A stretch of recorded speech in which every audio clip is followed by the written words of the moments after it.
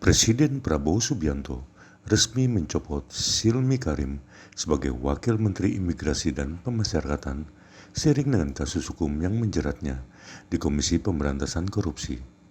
Hal ini disampaikan Menteri Sekretaris Negara Prasetyo Hadi di Istana Kepresidenan Jakarta, Kamis 4 Juni 2026. Pertama-tama, sebagaimana tadi pagi juga sudah kami sampaikan bahwa berkenaan dengan peristiwa yang menimpa saudara Silmi Karim, tentunya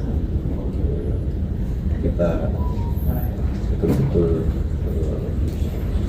merasa prihatin bahwa kemudian terjadi lagi hal-hal yang sebetulnya tidak kita harapkan.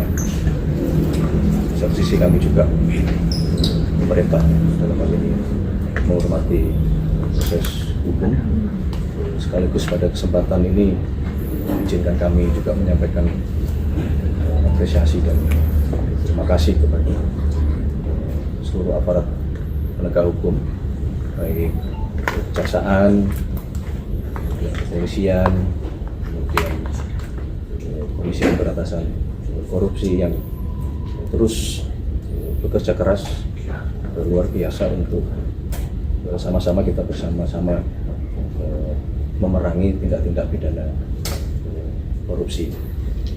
Berkaitan dengan hal tersebut, kalau pertanyaannya apakah kemudian Bapak Presiden telah memutuskan untuk melakukan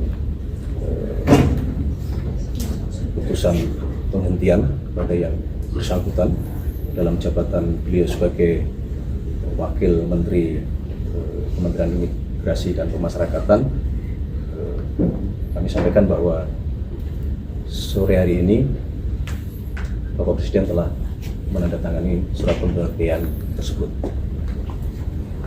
Apakah ada penggantinya atau bagaimana? Untuk sementara belum diputuskan mengenai siapa yang akan menggantikan tugas tersebut, karena tugas keseharian masih bisa dijalankan tentunya oleh Bapak Menteri ya, karena kan yang sedang menjalani proses hukum kan kapasitas jabatannya sebagai Wakil Menteri.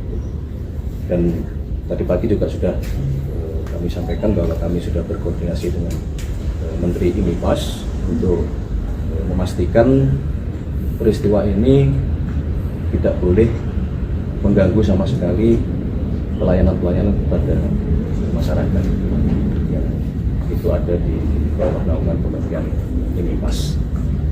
Saya kira demikian. Mas Karim, dalam satu hari kan ada dua kejadian mengenai dugaan rasuah Mas. Apakah dari Pak Presiden ada evaluasi menurut pada datanya atau bagaimana Mas? Kalau pertanyaannya apakah ada evaluasi, sesungguhnya sejak Bapak Presiden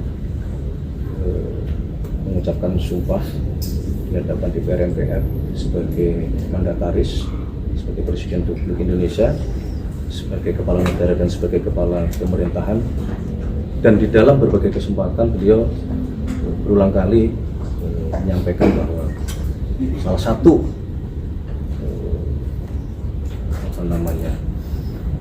yang harus kita pastikan semuanya adalah kita harus perang melawan korupsi.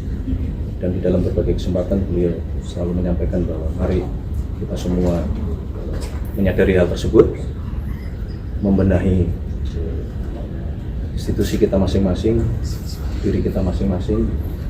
Itulah yang makna selama ini beliau selalu mengingatkan kepada kita semua.